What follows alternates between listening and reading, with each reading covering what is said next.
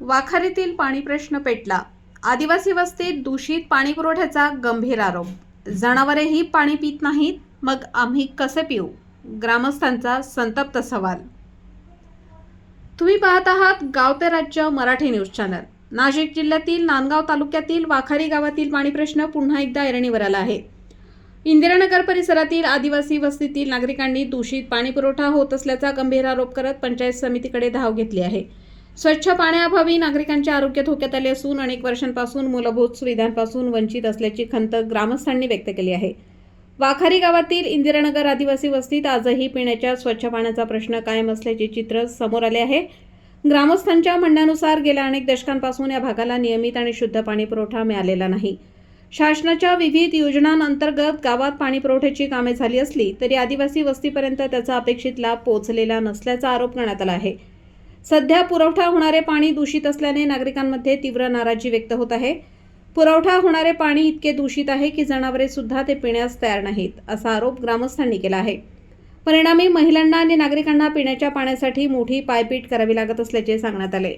56 खेडी पाणी पुरवठा योजनेतून अपेक्षित सुविधा मिळाल्या नसल्याचा आरोप करत तसेच 78 खेडी योजनेतून ही वंचित ठेवल्याची भावना व्यक्त करत ग्रामस्थांनी नांदगाव पंचायत समितीच्या गटविकास अधिकाऱ्यांना निवेदन सादर केले आहे।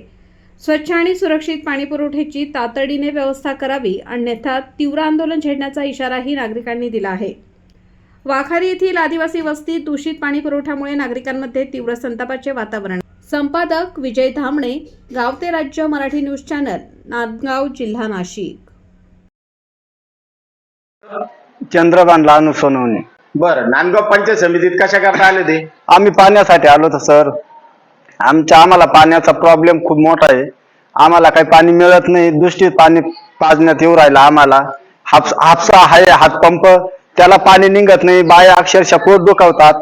ते पाण्याचं सुद्धा ते आमचं काय प्रॉब्लेम सॉल्व्ह करत्या नाही। आम्ही किती वेळेस त्यांना तक्रार दिली, त्यांना काय आमची तक्रार घेतली नाही। ग्रामसेवक, सरपंच यांना वारंवार कॉल केला, यांना काय आमची तक्रारच अजूनपर्यंत आतापर्यंत केली नाही।